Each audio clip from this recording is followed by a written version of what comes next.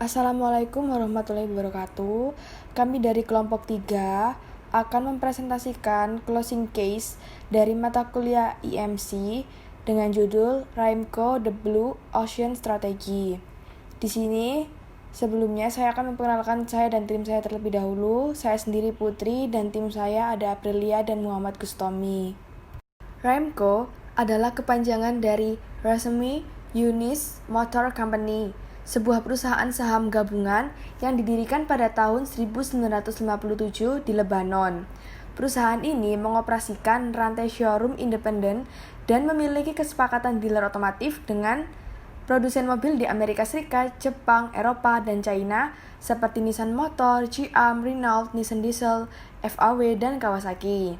Setelah 41 tahun lamanya kepemilikan pribadi, Raimco akhirnya go public pada tahun 1998 menjadi dealer otomotif pertama dan satu-satunya yang terdaftar di Bursa Efek Beirut. Jadi Raimco ini merupakan satu-satunya dealer otomotif pertama yang sudah terdaftar di Bursa Efek Beirut. Oke, selanjutnya yaitu sejarah Raimco. Raimco didirikan pada tahun 1957 di Lebanon. Kemudian pada tahun 2003, Raimco melakukan renovasi showroomnya dengan CEO Nissan yaitu Carlos Ghosn. Mereka berdua menghadiri sebuah upacara pembukaan akbar yang digelar kembali di Lebanon. Lalu pada tahun 2004, Raimco melanjutkan untuk meluncurkan showroom baru di kota Beirut yang menjadi pertama sebagai fasilitas terpisah untuk Infiniti di luar Amerika Utara.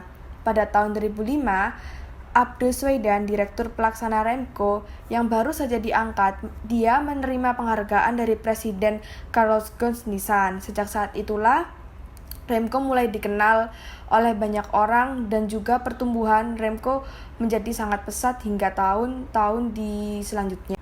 Lalu selanjutnya ada pencapaian Raimco. Yang pertama, mengalami pertumbuhan hingga 73%, seperti yang sudah saya jelaskan di slide sebelumnya, karena Direktur Pelaksana Raimco mendapatkan penghargaan dari Presiden Nissan.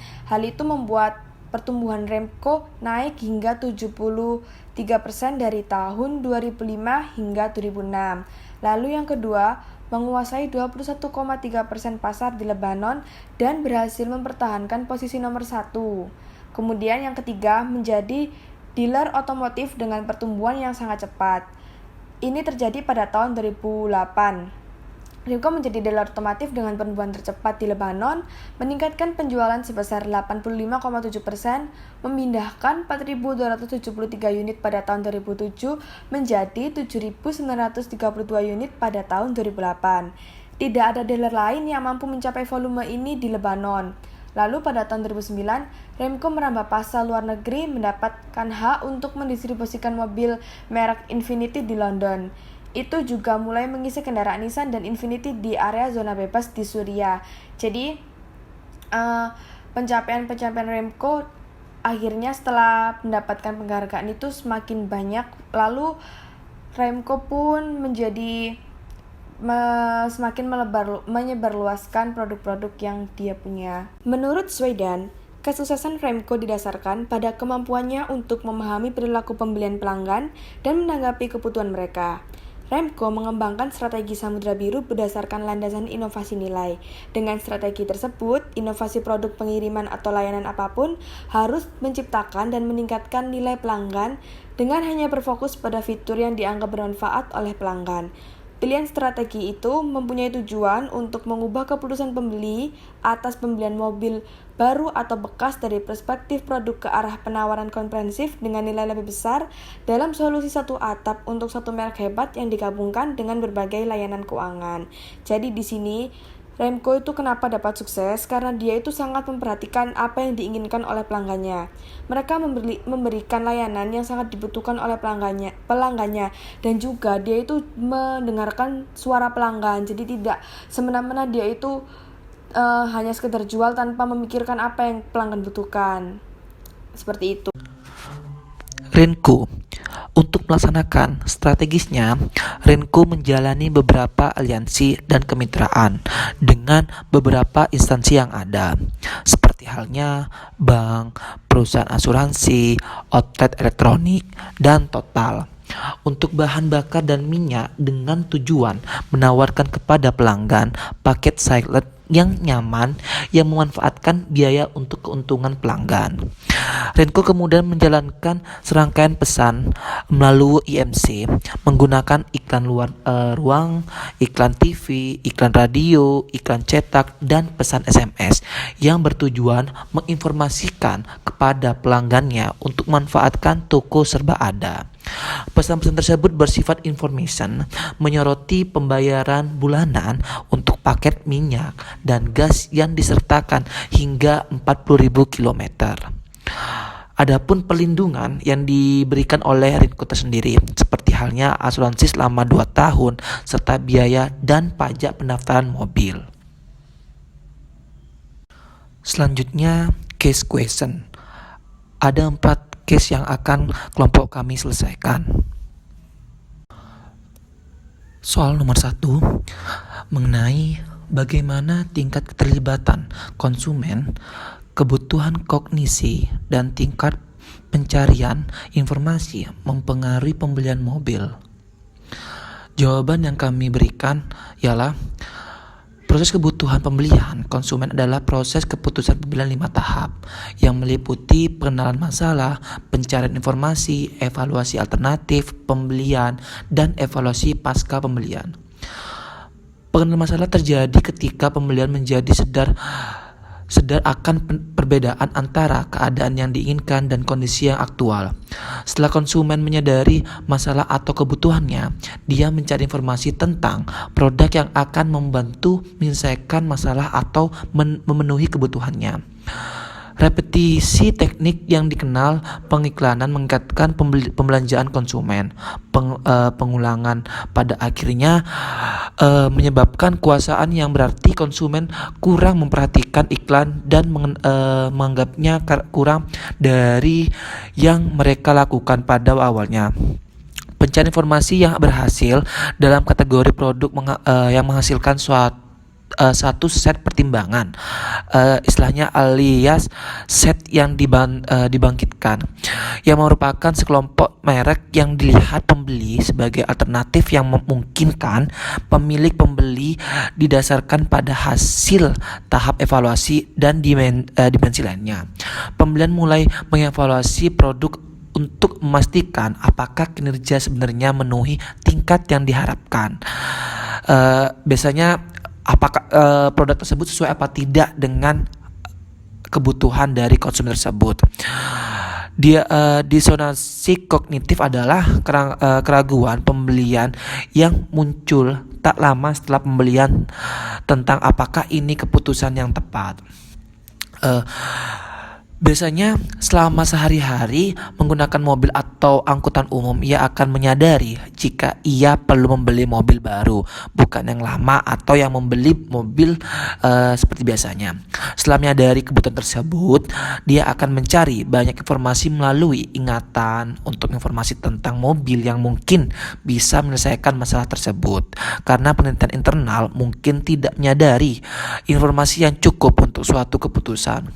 Pembelian akan mencari informasi dari teman, kerabat, sumber publik seperti laporan atau publikasi pemerintahan atau sumber informasi yang di domisi pemasaran seperti tenaga penjual, iklan dan situs web.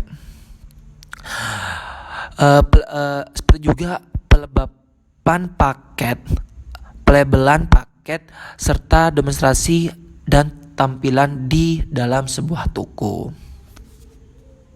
Dan selama ini proses yang dilakukan Recom menjalankan serangkaian pesan melalui IMC yang menggunakan iklan luar ruangan, iklan TV, iklan radio, iklan cetak, dan pesan SMS untuk meningkatkan pembelanjaan toko serba ada.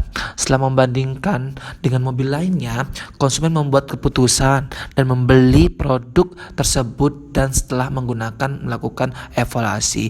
Jadi setelah konsumen mendapatkan produk yang diinginkan, pastinya konsumen tersebut akan melakukan evaluasi yang sesuai dengan apa yang dialami atau yang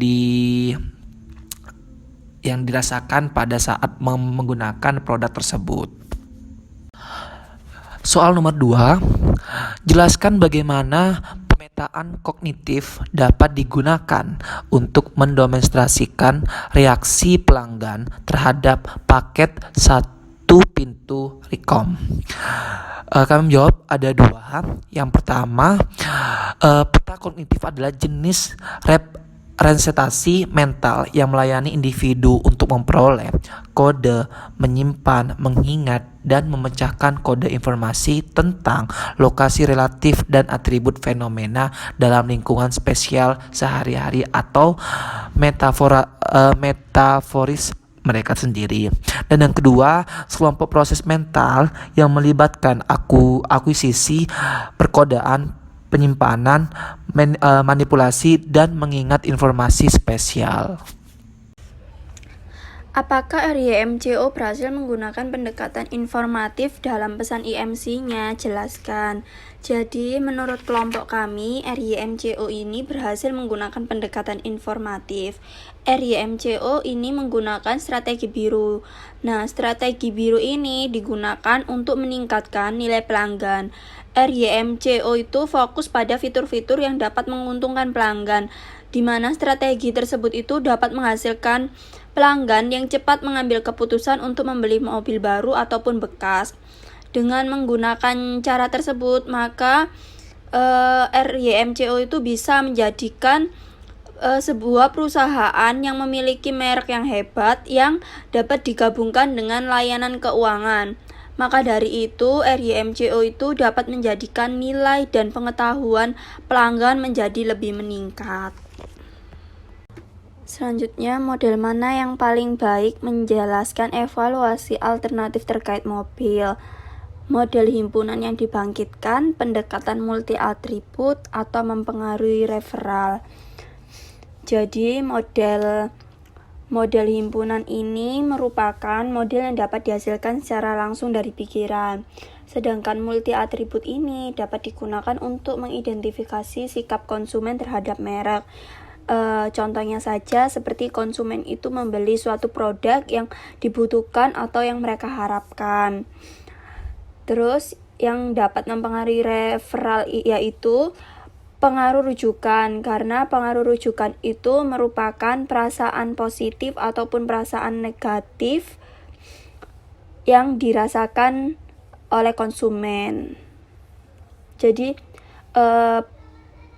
mempengaruhi referral itu pengaruh yang dirasakan oleh konsumen, entah itu pengaruh positif ataupun pengaruh negatif.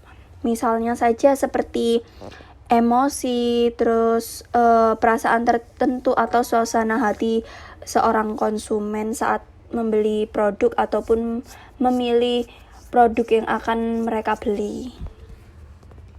Jadi, model yang paling baik menjelaskan evaluasi alternatif terkait mobil yaitu pendekatan multi atribut. Karena ketika orang itu memilih mobil, maka banyak sekali kan merek-merek yang terlintas di pikiran mereka.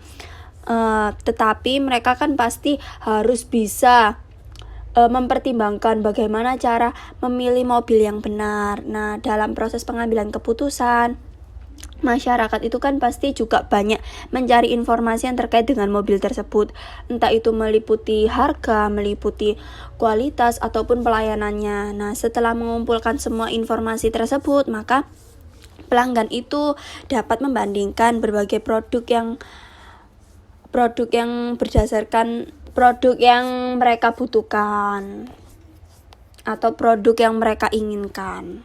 Di mana untuk mengumpulkan semua informasi itu, pelanggan itu juga membutuhkan bentuk yang paling sederhana, di mana bentuk yang paling sederhana ini terdapat 4 tahap.